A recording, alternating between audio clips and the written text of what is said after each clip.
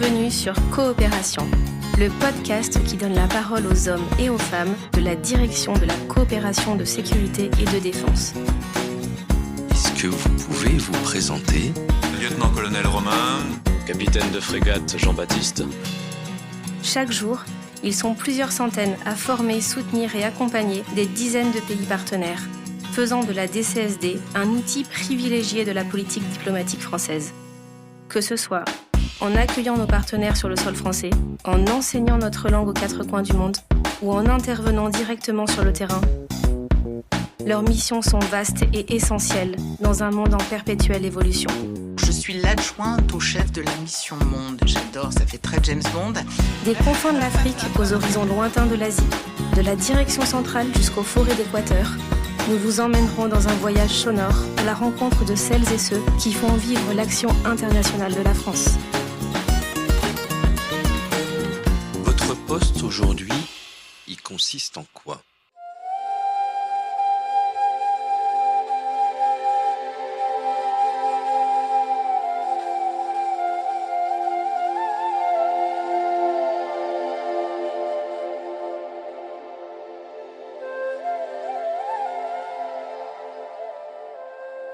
Bonjour à tous et une nouvelle fois bienvenue dans Coopération, le podcast de la direction de la coopération de sécurité et de défense, la DCSD. Depuis que vous nous suivez, nous vous avons emmené aux quatre coins du globe à la rencontre de ces hommes et femmes qui participent quotidiennement au développement et à la sécurité des pays dans lesquels ils sont affectés. Nous avons déjà eu l'occasion de vous parler des missions de sécurité civile en Équateur, en Mongolie et en Tunisie, de la coopération militaire au Bénin et au Cambodge, et c'est encore dans ce domaine que nous avons eu la chance de franchir les 8000 km qui nous séparent du Gabon pour rencontrer la commissaire Charline Schmitt, la directrice adjointe et responsable des études de l'école d'administration des forces de défense de Libreville, l'EAFDL. Si vous ne le saviez pas, depuis près de 7 siècles, les commissaires jouent un rôle crucial dans la vie militaire. Responsables de la gestion logistique, assurant l'approvisionnement en matériel, vivres et équipements nécessaires aux forces armées, ils supervisent également les opérations de transport des troupes et du matériel. En matière administrative, la spécialité de Charline, les commissaires gèrent les soldes, les carrières et les dossiers personnels des militaires, ainsi que l'administration des budgets et le contrôle des dépenses. Ils sont donc des acteurs indispensables au bon fonctionnement et au soutien opérationnel des forces armées. D'ailleurs, si vous souhaitez en savoir un peu plus sur cette fonction, vous pouvez retrouver tous les liens nécessaires en description de cet épisode.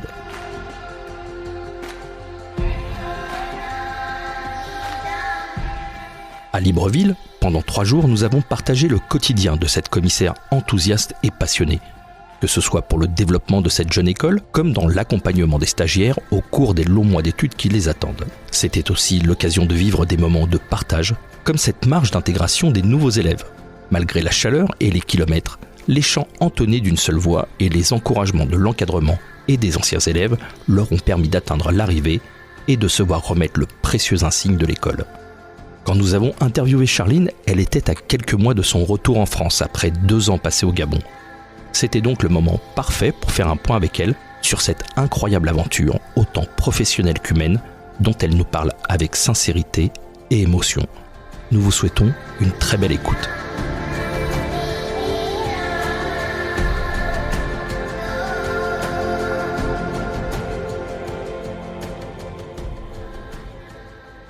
Commissaire, bonjour. Bonjour Jean-Raphaël. Alors, on va rentrer tout de suite dans le vif du sujet. Est-ce que vous pouvez vous présenter ?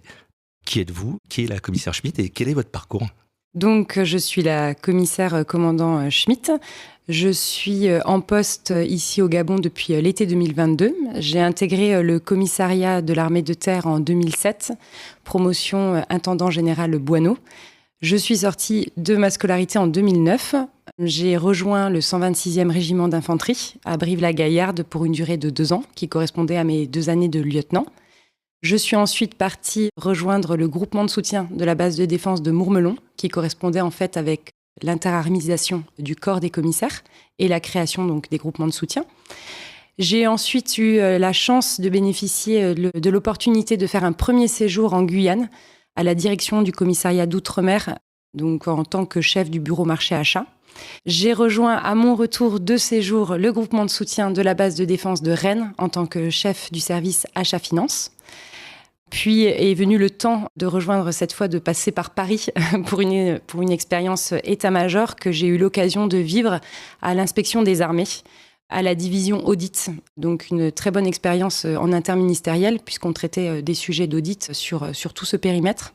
Et puis, à l'été 2022, me voilà coopérante, donc une nouvelle page qui se tourne, enfin qui s'écrit plutôt, et effectivement une expérience assez unique ici au Gabon, donc avec la direction de la coopération de sécurité et de défense, et plus particulièrement en tant que chef de projet et directrice des études de l'école d'administration des forces de défense de Libreville. Alors cette école d'études et d'administration des forces de défense de Libreville, c'est une ENVR, c'est bien ça ? Exactement, donc c'est une école nationale à vocation régionale qui dépend donc de la direction de la coopération de sécurité et de défense et nous sommes 3 ici stationnés au Gabon. Nous sommes la petite dernière puisque en fait l'école a tout juste 1 an et demi et donc nous sommes avec l'école d'état-major de Libreville et l'école d'application du service de santé militaire de Libreville qui sont des écoles un peu plus anciennes et sur lesquelles effectivement on s'appuie puisqu'il y a vraiment un réseau des écoles qui se créent et qui nous permet aussi, qui nous accompagne dans cette montée en puissance. C'est quoi une ENVR ? C'est quoi sa particularité ? Alors la particularité d'une ENVR, c'est que donc comme toute école, on dispense une formation. Et la particularité là, c'est qu'on va accueillir des stagiaires étrangers. Alors des stagiaires étrangers qui concourent en fait sur ces formations à l'entrée et qui sont sélectionnés, enfin qui obtiennent du coup leur place dans ces écoles. Et là, une ENVR, finalement, c'est la rencontre de plusieurs nationalités sur un but commun qui est une formation qu'ils vont suivre en commun sur des durées donc différentes, 4 mois pour les sous-officiers et 9 mois pour les officiers au sein de l'école. En l'occurrence, vous avez combien de pays différents dans votre école ? Alors actuellement, nous sommes à 7 pays, enfin 8 avec le Gabon, bien évidemment, mais 7 pays, on va dire, étrangers représentés. Donc on a le Togo, nous avons le Cameroun, le Congo-Brazzaville, la République démocratique du Congo, le Bénin, la Guinée-Conakry et puis la Côte d'Ivoire. Il manque personne. Il manque personne. Donc c'est la petite dernière, cette école. Qu'est-ce qu'elle a de particulier ? Qu'est-ce qui en fait une école peut-être un petit peu à part ? Alors déjà, ce qui est unique, c'est que nous sommes la seule ENVR donc, sur le continent africain à dispenser des formations en termes d'administration militaire. Voilà, ça c'est... Nous, on est héritière de l'école d'administration militaire qui était située à Koulikoro jusqu'en 2019. Et pour des raisons sécuritaires, cette école ayant fermé, il a fallu recréer une école d'administration. Mais effectivement, nous sommes la seule à réaliser ces formations. Et puis on est unique parce que comme on est la petite dernière, c'est toujours celle qui est un petit peu plus turbulente et qui est celle qui fait parler un peu plus d'elle. Donc nous, on a besoin effectivement de monter en puissance. Donc on recherche toujours des solutions innovantes. On recherche effectivement toujours à se faire connaître. Et puis ça fonctionne plutôt bien puisque je pense qu'au bout d'1 an et demi, on a déjà quand même un bilan qui est plutôt positif en termes de rayonnement, enfin surtout de connaissance de l'école. Voilà, il y a 1 an et demi, personne ne connaissait le AFDL. Et puis là, on se rend compte, grâce aux réseaux sociaux, grâce à nos ambassadeurs, qui sont en fait nos stagiaires qui sortent diplômés de l'école, on arrive maintenant à faire connaître le AFDL au Gabon, mais aussi un petit peu plus loin, en franchissant les frontières et puis en rayonnant sur tout le continent. On va revenir bien évidemment sur l'école, mais qu'est-ce qu'on se pose comme question ? Alors vous aviez déjà fait un séjour, vous saviez ce que c'était que de partir habiter à l'étranger, mais qu'est-ce qu'on se pose comme question quand on est désigné par la DCSD pour prendre ce poste ? Et puis quelles sont les premières choses que vous faites en arrivant ? Alors, déjà, petite précision, la Guyane, c'est la France. Donc, en fait, mon premier séjour... C'était pas un séjour à l'étranger. Voilà, loin de la métropole. Mais c'est vrai que les repères en Guyane sont vite acquis, contrairement, effectivement, quand on part dans un pays étranger, où là, les repères ne sont plus du tout les mêmes. Donc, les questions avant, c'est effectivement... Alors, déjà, personnellement, je me la pose avant d'arriver, je me la pose en tant que femme. Parce qu'effectivement... Je savais qu'au Gabon, j'arrivais dans un réseau de coopérants où il n'y avait pas de femmes. Et donc, je savais que j'allais un peu représenter ce particularisme d'être une coopérante et non un coopérant. Donc, je me suis posé quand même beaucoup de questions par rapport à ça. par rapport à mon intégration au sein de l'armée gabonaise en tant que femme. Est-ce que ça allait être bien vu ? Est-ce que c'était pas finalement un handicap ? Et donc voilà, beaucoup de questions par rapport à ça, beaucoup de questions aussi, parce que moi, depuis le début de ma carrière, je suis au sein de l'armée française, donc avec un cadre, un périmètre qu'on connaît et donc qui est plutôt facile pour nous puisqu'on évolue dans un contexte effectivement qu'on maîtrise. Là, je perdais un peu pied et c'est vrai qu'en plus personnellement j'aime bien maîtriser les choses, donc il a fallu que j'accepte un petit peu ce lâcher prise et de se lancer finalement un peu dans l'inconnu. Voilà. Donc ça c'était un gros travail au départ et puis mon arrivée sur poste, j'ai quand même vite été rassurée. Pour la petite anecdote, je suis arrivée le 27 juillet, il y avait effectivement pas beaucoup de coopérants présents à ce moment-là au Gabon. Et j'ai dû représenter l'attaché de défense aux cérémonies du 17 août, qui est la fête de l'indépendance ici au Gabon, donc en tribune officielle. Et là, en fait, en voyant le défilé des forces armées gabonaises, sachant que c'était à peu près 6000 personnes qui défilaient devant moi, j'ai pu remarquer qu'il y avait des carrés entiers de féminines. Donc là, je me suis dit, OK... Je serai pas toute seule. Je serai pas toute seule. Je serai peut-être la seule blonde de l'armée gabonaise, mais je ne serai pas la seule femme. Donc ça, j'ai vite été rassurée et puis ça s'est très rapidement en fait confirmé avec l'accueil que m'ont réservé mes collègues, où là, c'était vraiment pas un sujet et donc du coup, ça s'était rapidement écarté. Après, on débarque effectivement dans une armée dont on ne connaît pas les codes, même si on se rend compte que finalement, l'armée française a beaucoup influencé l'organisation de l'armée gabonaise, qui a vraiment... une collaboration et beaucoup de points communs. Donc, on retrouve très rapidement ces marques. Et puis après, c'est de la découverte, mais la découverte, ça fait justement partie de l'aventure. Et ça, c'est vraiment une opportunité unique de pouvoir découvrir les coutumes, en fait, propres à ce pays. Et puis aussi la manière de vivre. On est peut-être effectivement moins stressé, mais on apprend à travailler sur un rythme différent. Et puis, du coup, on apprend personnellement aussi énormément sur soi-même. Alors, les stagiaires, vous nous en avez parlé, du nombre de pays qui étaient représentés aujourd'hui au sein de votre école. Quelles sont leurs attentes à ces stagiaires ? Alors, ces stagiaires, en fait, ils attendent énormément de la formation en elle-même. C'est-à-dire qu'en fait, ils sont ils ont choisi la spécialité de l'administration, hein, donc c'est très vaste. Hein, ça peut être des ressources humaines, de la finance, des marchés publics. Ça peut être, c'est du secrétariat.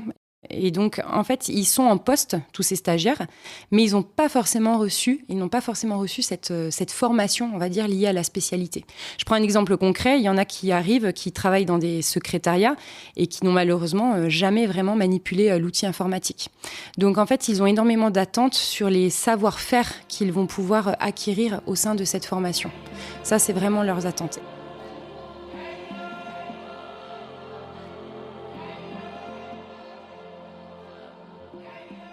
Ça m'a apporté un plus au niveau des diplômes déjà, au niveau des connaissances aussi. Parce que c'est vrai, je suis dans le domaine administratif depuis près de 10 ans, mais je n'avais pas le diplôme qui me conférait ce poste dont j'occupais. Et puis, il y a aussi, pour eux aussi, là pour le coup, les stagiaires étrangers qui arrivent, la découverte d'un nouveau pays, puisque la plupart n'ont jamais mis les pieds au Gabon. Enfin, je dis la plupart, c'est même 100% de mes stagiaires actuels étrangers à l'école qui n'étaient jamais venus au Gabon. Donc là, on se retrouve, on va dire, du même côté, dans la même barque, puisque nous sommes effectivement tous, moi et ces stagiaires-là, dans l'attente de découverte et puis de ce beau pays. Alors, c'est pas évident de s'adapter quand on arrive dans un nouveau pays. Les codes sont différents, tout est différent. Mais vous vous retrouvez dans un nouveau pays avec ces stagiaires, mais en plus avec des stagiaires étrangers qui ont aussi d'autres codes de leur pays. Comment on fait pour tout comprendre ? Mais en fait, je pense qu'il faut trouver le dénominateur commun, en fait. Et le dénominateur commun, on le trouve rapidement. C'est la volonté de faire avancer nos armées. Et pour ça, il faut qu'on se spécialise, il faut qu'on se forme. Et finalement, c'est peut-être cette volonté de se former et de faire de nos métiers d'administration finalement des éléments indispensables au développement et au progrès de nos armées. Donc moi je dirais que c'est vraiment la volonté qui nous réunit et ça c'est assez beau à voir parce que ça prend vraiment très très très rapidement dans les promotions.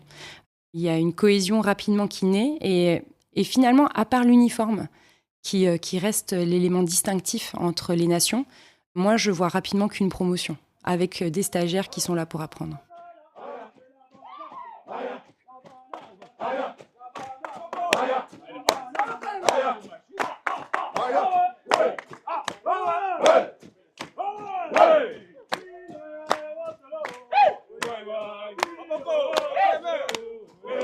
Alors, on a eu justement l'occasion de voir ça ce matin, puisqu'on vous a accompagné pendant une petite marche de quelques kilomètres sous une température plus que clémente, on va dire. C'était justement un des outils pour créer tout ça, pour créer ce groupe.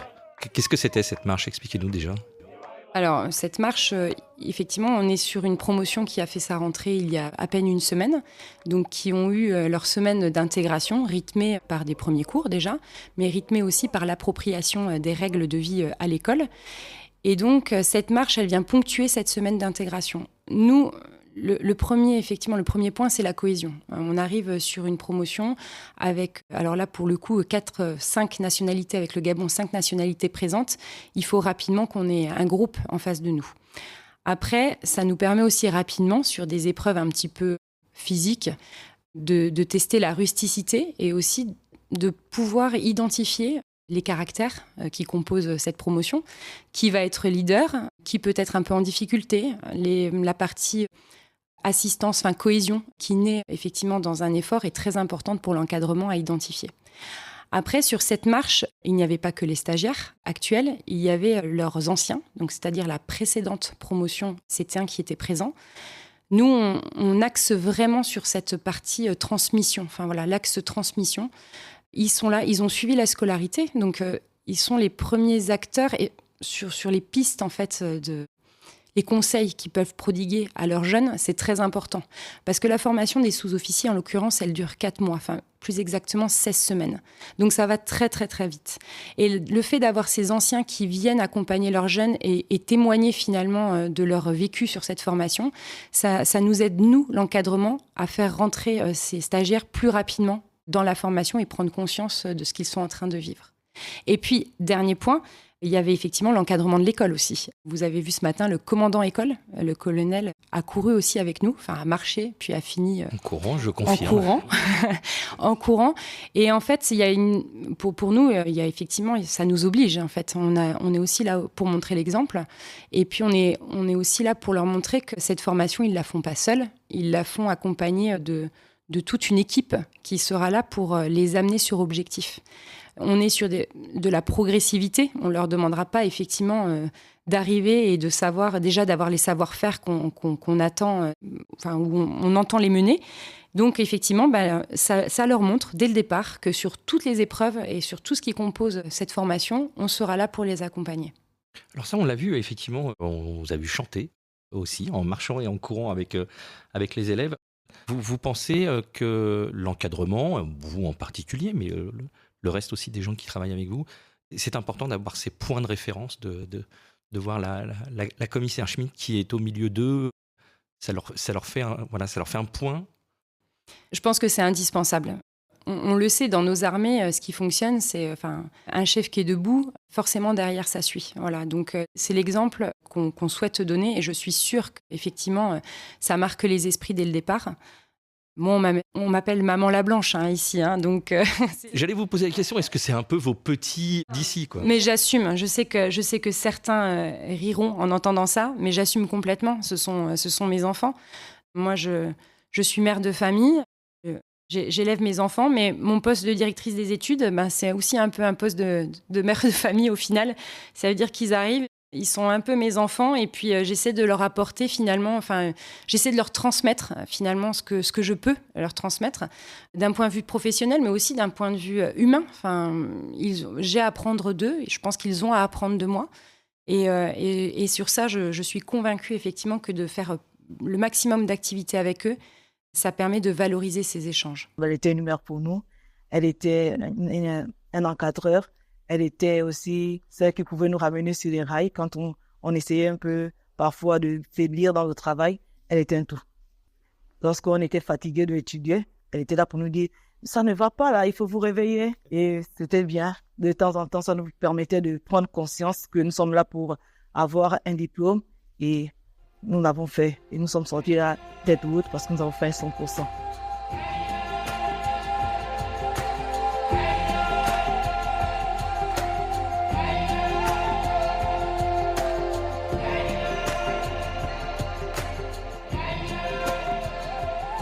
C'est la première fois dans votre carrière militaire que vous êtes vraiment sur un rôle de transmission avec des élèves comme ça, avec des jeunes Alors, auparavant, j'avais eu l'occasion, l'occasion d'aller donner des cours, par exemple, à l'école des commissaires aux armées, sur ma spécialité qui est l'audit à la base.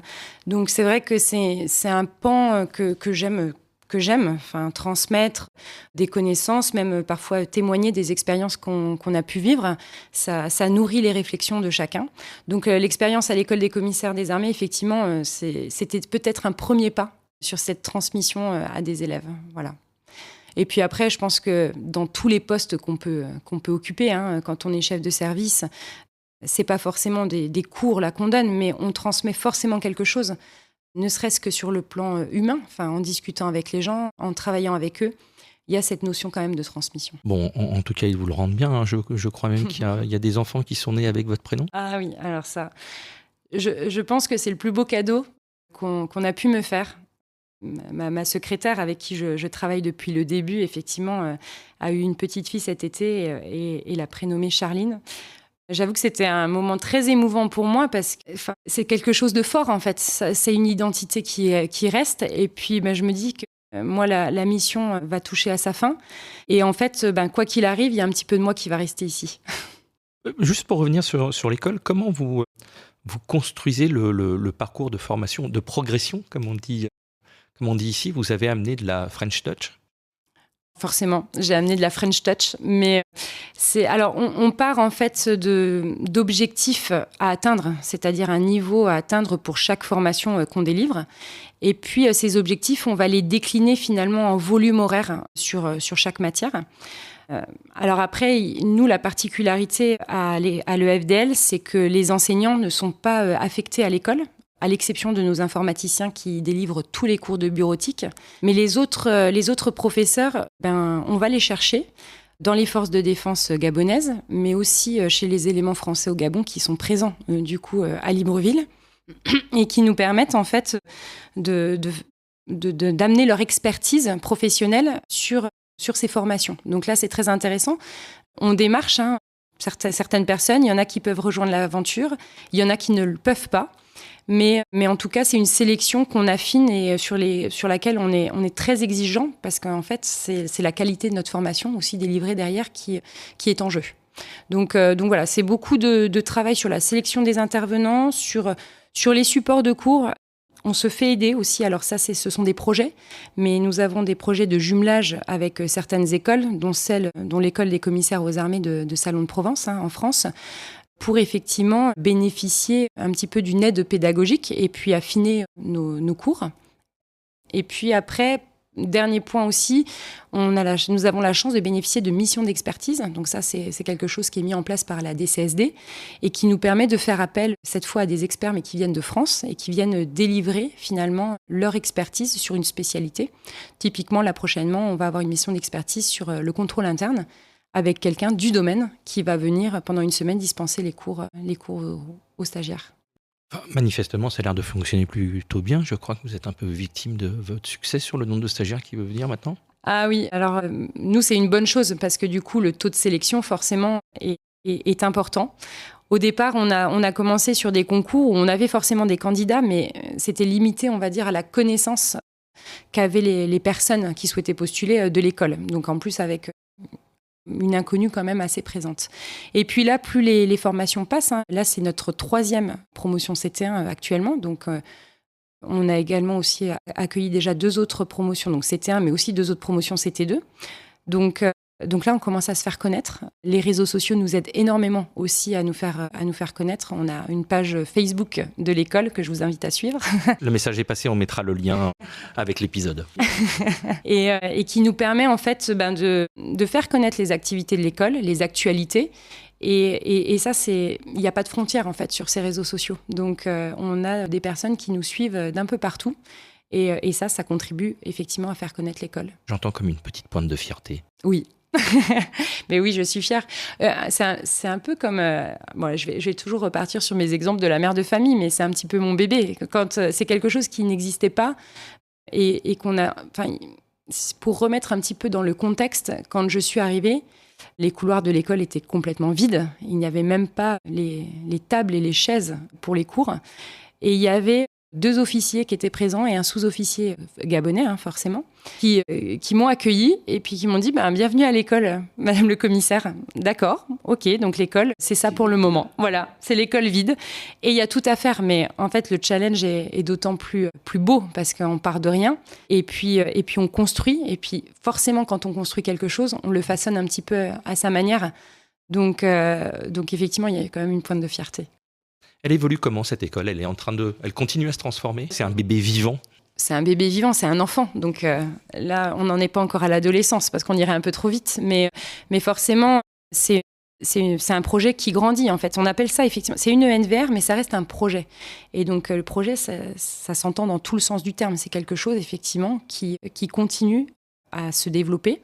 Alors nous, les perspectives d'évolution, elles sont encore nombreuses. On a encore plein d'idées à mettre en œuvre. La prochaine étape, je dirais, c'est d'avoir des structures un peu plus adaptées déjà au nombre de stagiaires qu'on accueille avec la partie hébergement. Donc ça, il y a des projets qui sont en cours et qui verront certainement le jour cet été. Et puis, on a aussi l'objectif, l'objectif d'accueillir les forces de sécurité. Donc ici, au Gabon, on a la police, la sécurité pénitentiaire, qui sont aussi des domaines dans lesquels l'administration est prédominante et qui n'ont pas de formation, en fait. Donc, l'objectif, ce serait d'ouvrir nos formations à ce type de personnel, en prenant en compte, bien évidemment, leurs besoins. Donc, il faudrait redéfinir peut-être certains pans de la formation dispensée. Mais en tout cas, ça, c'est sûr que c'est un objectif. Et puis... Il y a aussi les perspectives d'échange avec les stagiaires français. Moi, je me vois tout à fait accueillir, pourquoi pas, un commissaire en scolarité à l'école, de l'accueillir en stage dans notre école pendant un temps donné pour lui faire découvrir finalement un autre aspect du métier. Et puis nous, envoyer aussi des stagiaires en France. Ça, c'est prévu d'ailleurs dans les prochaines semaines. Il y en a qui partiront en France faire leur stage en unité. Il est important cet échange, en fait, le fait de partager, c'est pas... Mais il est indispensable, en fait, parce que le fait de partager, ça permet de ne pas stagner, en fait, et puis d'apporter les connaissances de tous, finalement, sur la matière. Moi, j'ai une vision de l'administration qui ne va pas être celle d'un autre commissaire. Et en fait, cette complémentarité, elle est indispensable pour apporter une formation qui est complète. Donc le fait d'échanger, ça permet d'apporter finalement une multitude de points de vue sur la matière. Et là encore, ça permet aux stagiaires de se nourrir finalement de ces expériences, de ces différentes visions, pour se forger sa propre opinion.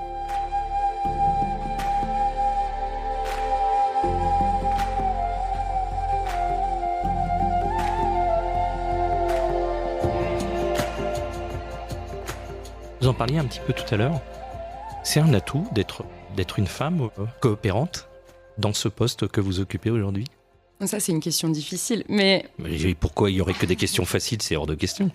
Ce qui est sûr, c'est que ce n'est pas un inconvénient. Moi, je pense que ce n'est pas un inconvénient et je vais même dire oui, je pense que c'est un avantage. Parce que je pense que notre vision féminine apporte peut-être effectivement... Plus de choses, on a une vision peut-être plus large, un spectre plus large, surtout quand on parle de formation et de vie à l'école. Il y a peut-être des choses qui nous paraissent plus instinctives à penser dans l'organisation de la formation. Pour autant, j'ai des collègues directeurs des études et chefs de projet qui sont exceptionnels aussi dans leur mission. Donc on ne peut pas généraliser. Je ne suis pas sûre que ça se résume au fait d'être une femme ou un homme. C'est plus finalement une question de caractère et puis surtout de préférence. Voilà. Moi, en tout cas, je pense que c'est pas un inconvénient, loin de là. Et je pense que l'intégration se fait vraiment de la manière optimale. Qu'est-ce que ça fait la première fois qu'on endosse un uniforme étranger ? J'avoue que ça fait bizarre. Alors déjà, On vérifie, on essaie de comprendre les composantes de cet uniforme. Où se mettent tous les patchs. Où se mettent tous les patchs, où se met l'étoile, pourquoi il y a une étoile sur le drapeau gabonais, enfin toutes les significations en fait, parce que c'est important de comprendre l'uniforme qu'on porte. J'ai laissé effectivement mon uniforme français pour revêtir l'uniforme gabonais. Alors déjà, d'un aspect purement féminin, ça rajoute un uniforme à ma garde-robe, donc je suis très contente. Voilà. C'est vrai que c'est quelque chose qui est assez inédit, voilà, et que nous permet la coopération. Et je pense que c'est très important d'un point de vue identitaire, parce que finalement, nos collègues gabonais comprennent tout de suite qu'on est là pour cette mission et qu'on est là aussi pour qu'il n'y a pas de doute sur l'objectif en fait à remplir sur cette mission. Donc ça, c'est très important à mes yeux. Et je suis fière de porter l'uniforme gabonais. Alors après, il y a des petites anecdotes sur cet uniforme. C'est vrai que moi, quand je suis arrivée, l'uniforme féminin n'était pas présent dans les stocks à ce moment-là des coopérants. Donc je me suis fait faire mon uniforme chez le couturier, voilà, qui est en bas du camp. Et il y avait plus de boutons de l'armée gabonaise. Donc j'ai une particularité, c'est que j'ai un uniforme gabonais, mais avec les boutons de l'armée togolaise. Donc comme quoi même mon uniforme finalement est international. Très ENVR. D'accord. J'aimerais juste qu'on parle un petit peu qu'on vienne un petit peu sur vous aussi plus précisément. Qu'est-ce qui s'est passé le 29 août ?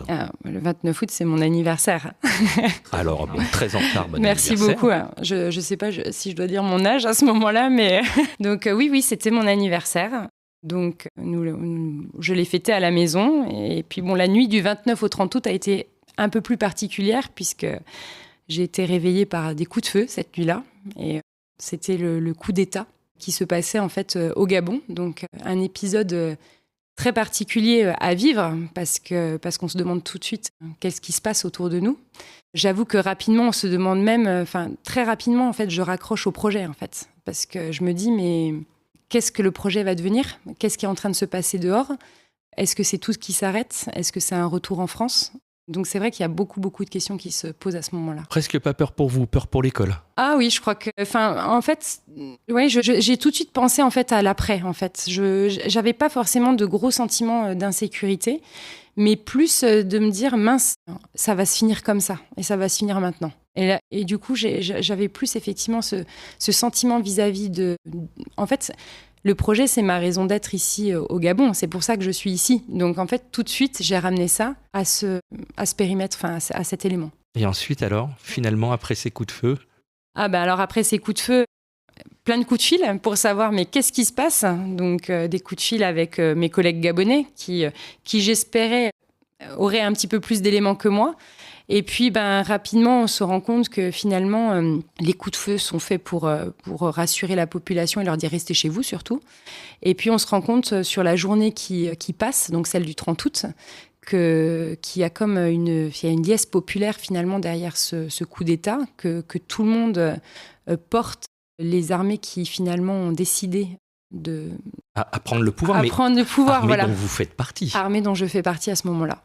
Alors j'avoue que dans ma chambre, j'ai mon treillis français, sur lequel, qui est toujours avec lequel je suis arrivée, et j'ai l'uniforme gabonais, et là je regarde les deux uniformes et je me dis, mais en fait, je ne sais plus lequel je dois porter là à l'instant T, donc c'est assez déstabilisant. Et puis, s'en est suivi en fait une journée un petit peu effectivement d'attente où on est resté confiné chez nous, en attendant effectivement d'avoir un peu plus d'éléments. Mais finalement, dès le lendemain, retour sur poste avec l'uniforme gabonais et on continuait effectivement la mission, sachant que 4 jours après, on accueillait une promotion. Donc, on n'a pas perdu de temps. Et tout de suite, on vous a apporté soutien et on vous a dit, mais vous êtes là et restez là. Mais mon arrivée au camp Baraka, là où est située l'école, reste un souvenir marqué puisque j'avais le porte-parole en fait du gouvernement de transition qui courait après la voiture avec la frag, le gilet pare-balles. Et du coup, là, dans ma tête, je me suis dit, oulala, mais qu'est-ce qu'il est en train de se passer ? Est-ce que je maîtrise vraiment tout à ce moment-là ? Et en fait, le colonel en question attendait ma venue pour me rassurer sur le fait que les Français, on était les bienvenus, enfin qu'on était vraiment en sécurité, qu'ils voulaient absolument continuer sur cette coopération et que la mission devait continuer absolument. Donc très très vite rassurée. Et puis après, moi, je remonte rapidement à ce moment-là dans l'école. Je retrouve mes collègues et puis c'était comme l'avant-veille. On s'est quitté quasiment. On s'est retrouvés comme on s'était quitté et puis on a repris le travail et puis on s'est remis dans le projet. Voilà.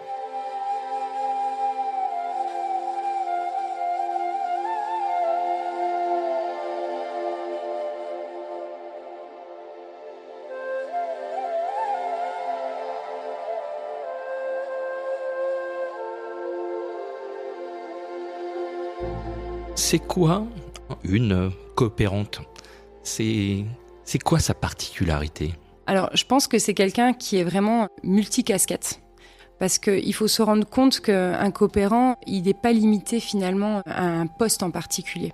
Son rôle, c'est forcément un rôle qui est très axé sur les relations humaines. Moi, je passe beaucoup de temps à discuter avec le partenaire. Alors, j'aime pas trop dire le partenaire parce que derrière le partenaire, finalement, il y a beaucoup de personnes. Mais je passe énormément de temps à échanger avec toutes ces personnes avec qui je travaille, que ce soit mes collègues au premier plan, mon chef, le colonel gabonais quand même, qui est aussi au quotidien avec moi, mais aussi les professeurs, les fournisseurs. Enfin, en fait, c'est toute une multitude de personnes qu'il y a derrière. Et je pense que le coopérant, du coup, il est là effectivement pour amener aussi son expertise, sa manière de voir les choses, mais dans un contexte où il faut forcément s'adapter. Ça veut dire qu'on ne peut pas amener les choses qu'on connaît et les transposer à l'identique. En fait, le coopérant, il doit amener son expérience, mais tout en le replaçant dans un contexte qu'il va être amené, on va dire, à évaluer et à connaître rapidement. Et puis, il va falloir tout installer. Vous allez quitter votre poste cet été. Qu'est-ce qui va vous manquer ? Il va me manquer beaucoup de choses. Il va me manquer la joie de vivre de mes collègues au quotidien parce que les Gabonais avec qui je travaille sont quand même des personnes très lumineuses, qui rayonnent beaucoup, qui sont de très bonne humeur. On fait la fête très facilement ici. Tout est sujet à fêter ça, à se réunir et à discuter. Donc, ça va me manquer. Après, j'ai envie de dire, ce qui va me manquer aussi, c'est l'émulation autour du projet. Parce qu'avoir la chance d'arriver sur un poste atypique comme celui-ci, mais en plus en créant quelque chose, ça renforce encore l'unicité, on va dire, de ce poste. Moi, j'ai envie de dire, je pense que ce rythme, on va dire, de toujours créer, d'aller rechercher des solutions, des perspectives d'évolution, ça forcément, ça va me manquer. Après, je ne sais pas quel poste encore j'occuperai. J'espère retrouver quand même, effectivement, certains marquants que j'aime sur ce poste ici. Mais forcément, ça va beaucoup manquer. Puis après, on va pas se cacher, vivre au soleil toute l'année. Il y a pire. Il y a pire. Donc c'est vrai que c'est un tout. Et puis, moi, j'associerais quand même ma famille à cette affectation parce que, au-delà de mon poste, il y a la vie familiale que j'offre aussi à mes enfants, que je vis avec mon mari ici. Et cette expérience familiale, finalement, elle va aussi nous manquer parce que c'est une bulle qu'on se crée ici. Et on partage beaucoup de choses. Et forcément, ça renforce aussi les liens familiaux de vivre ça tous ensemble. Et qu'est-ce que vous allez ramener ? Qu'est-ce que je vais ramener ? Je vais ramener l'insigne école, qui est en pierre de Mbigou, qui trône sur mon bureau. Donc la pierre de Mbigou, c'est une pierre qu'on trouve ici, au Gabon. Et donc l'insigne école qui est sculptée ici, je la ramène. Elle sera sur mon bureau. Et puis après, en fait, je vais ramener surtout plein de souvenirs. Voilà, plein de souvenirs. Et puis que je pourrais me remémorer une fois en France. Et que j'appréciais, en tout cas, me remémorer avec mes collègues. On a la chance d'avoir des moyens de communication qui nous permettent de faire perdurer ces relations. Donc je compte bien dessus. Bon alors, il y a une question qui est récurrente que je pose à chaque fois, mais je crois que c'est pas la peine de vous la poser si vous êtes une coopérante heureuse. Ça s'entend, il y a assez peu de doutes. Oui, je suis une coopérante heureuse et je pense épanouie. Parce que je pense que le terme épanoui réunit encore plus de choses finalement que le bonheur. Et donc moi je dirais vraiment que je suis une coopérante épanouie, voilà. par tous les aspects qu'on a développés précédemment. Je pense que c'est le terme peut-être le plus approprié. Il va être comment ce dernier jour quand vous allez quitter l'école ? Alors, je ne sais pas encore ce qu'on me réserve, mais en fait, les Gabonais aiment bien les surprises. Donc, je suis sûre que je serai surprise quoi qu'il arrive. Mais il va être empreint effectivement quand même de nostalgie, je pense. Et je profiterai de cette journée pour vraiment savourer finalement ces 2 années passées. Peut-être savourer un peu plus qu'au quotidien, parce que quand on est pris dans un rythme comme celui-ci, les jours, les semaines, les mois passent finalement à une vitesse folle et on n'a pas le temps forcément de regarder en arrière. Donc peut-être que ce dernier jour, il sera consacré peut-être à un bilan sur ces 2 années et puis avec le sentiment de partir avec le travail accompli. Commissaire, merci beaucoup. Merci Jean-Raphaël.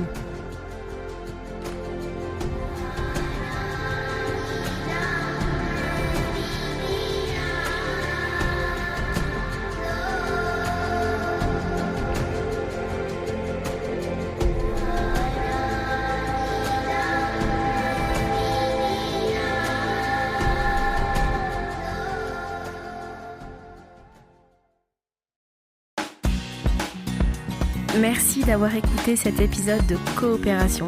Pour en savoir plus sur nos actions et missions, rendez-vous sur la page LinkedIn de la DCSD. On se retrouve dans un mois pour un nouvel épisode. À très bientôt.